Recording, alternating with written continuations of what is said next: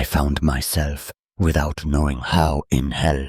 These are the first words of Saint Teresa of Ávila when she describes what she saw in one of the most terrifying and unforgettable visions in Christian history.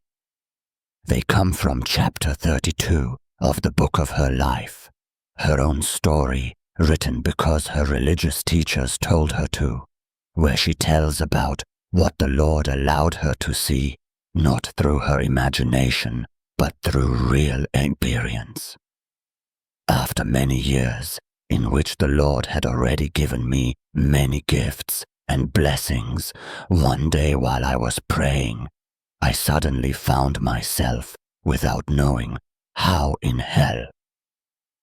I understood that the Lord wanted me to see the place that the devils had prepared for me and that I deserved because of my sins. It lasted only a short time, but even if I were to live for many years, I think it would be impossible to forget it. The entrance looked like a long and narrow hallway that was like a low, dark oven. The ground looked like dirty, muddy water, full of awful smell and crawling bugs. At the end, there was a hole carved into the wall like a small cupboard, where I found myself squeezed into a space so narrow that I could not move. All this that I describe seems bearable when compared to what I felt inside. I felt a fire in my soul which I cannot describe. The body pains were unbearable, though I have suffered great sicknesses in this life. Some of the worst pains one can have, as the doctors have said. But all of that is nothing compared to what I felt there. There is no comparison between what the body suffers here and what the soul suffers there. It is as if the soul were constantly being torn apart. There is no rest. The despair is complete. One feels an inner suffocation, a distress so deep that no words can express it. To say that the soul is being constantly torn from itself is still too little, because there it seems that the soul itself is the punisher of its own pain. Everything that I can say falls short. There was no light. All was thick darkness. Yet, though there was no light to see by, everything painful could still be felt. The awful smell was unbearable. The feeling of being trapped and crushed was suffocating. But none of these pains can compare to the agony of the soul itself. The pain of the spirit is far greater than the pain of the body.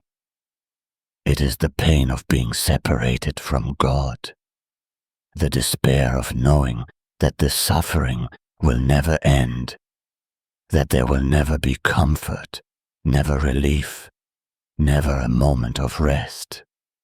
The soul burns and cannot die. It sees that this fire has no end, that it is eternal, and this knowledge tears it apart more than the fire itself. This pain, this distress, this hopelessness, it seems to choke and suffocate the soul completely. And this pain is far worse than all the rest. If I could invent a new language to describe this pain, I would, for it goes beyond all words.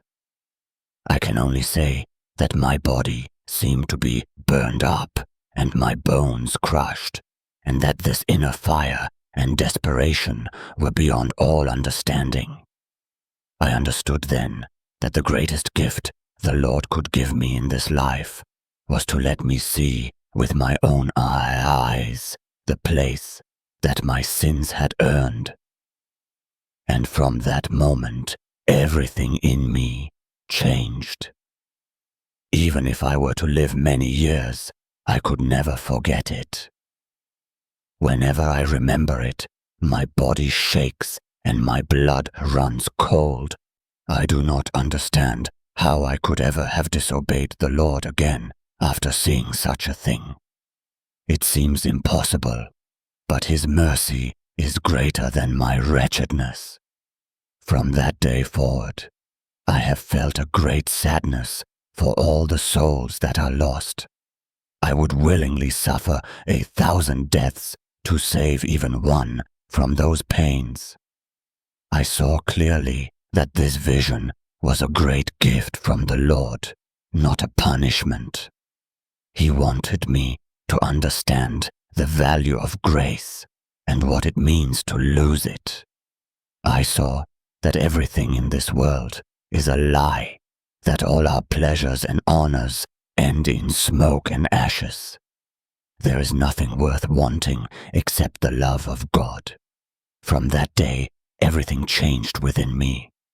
My heart was filled with a new strength, a holy fear, and a great sadness for my past life. I began to pray constantly for souls, to beg the Lord to save them from the lies of the world and from the traps of the devil. When I remember this place, it seems to me that no trial or suffering of this world can compare to it. Nothing is difficult anymore if it helps us avoid that eternal loss. The greatest hardship, the heaviest cross, the most painful illness, all are nothing compared to one moment in that place. Let no one fool themselves by saying there is no hell, or that it is not as terrible as it is. I know that it exists. I know that its pains are beyond all description, and I know that God has done me a great kindness in allowing me to see it with my own eyes. Saint Teresa did not write these words to entertain.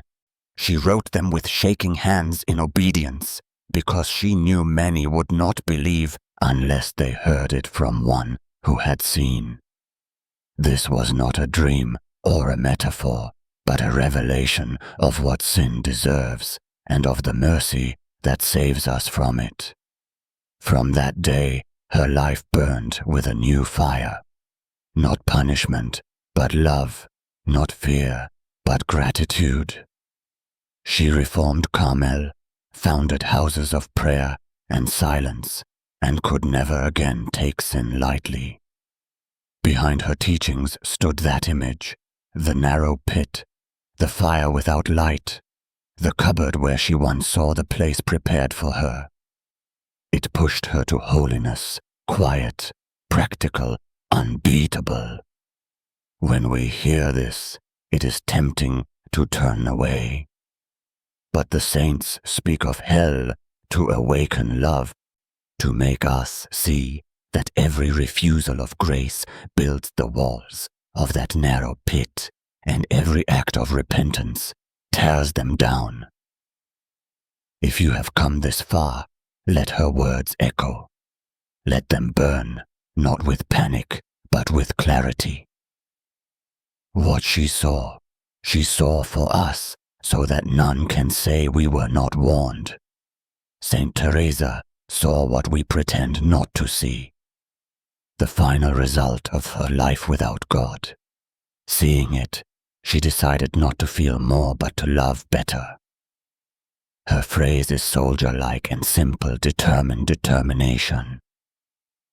That is the path, or there is no path. If we wish to honor her, and more urgently to save our souls, admiration is not enough. We must imitate. Her war plan fits an ordinary day. Begin at the beginning. Daily mental prayer. Set aside 20 to 30 minutes of silence. Between you and Father, speak to God as to a friend. If the mind wanders, restart. If dryness comes, keep going. Teresa teaches, faithful prayer, even dry, moves the world and changes the heart. 3 Teresian pillars. charity, detachment, humility, brotherly charity. Stop gossip, sarcasm, small home cruelties. Replace them with one concrete act of service each day. Detachment. Simplify habits, screens, spending. Surrender something you cannot live without to God. Humility. Stand before God in truth. Humility is reality. You need grace. The Our Father lived, and the Eucharist loved. Let your evening bring a brief exam. Confess regularly if you can. Give God 1 hour of adoration a week or 15 minutes of thanksgiving after Mass. This becomes your inner castle in the city. Fight for Christ. Doors shut, heart open. Enclosed, we fight for Christ. She wrote, your cell is a disciplined schedule and a phone that obeys. Create sacred hours for prayer and study. Add a small weekly fast and a hidden penance for the Church's needs. Little but faithful. Read to pray, not to collect ideas. Take up the way of perfection over the next 2 months. Highlight and write short resolutions. Today I must cut. If possible, form a small group. Read, pray, share one weekly resolution. Teresa started with 12. God did the rest. Choose company that lifts. She rose when holy friendships pulled her upward. Step back from circles that cool your desire for God. Seek a steady confessor or spiritual guide and friendships that pray. Small sins, great fires.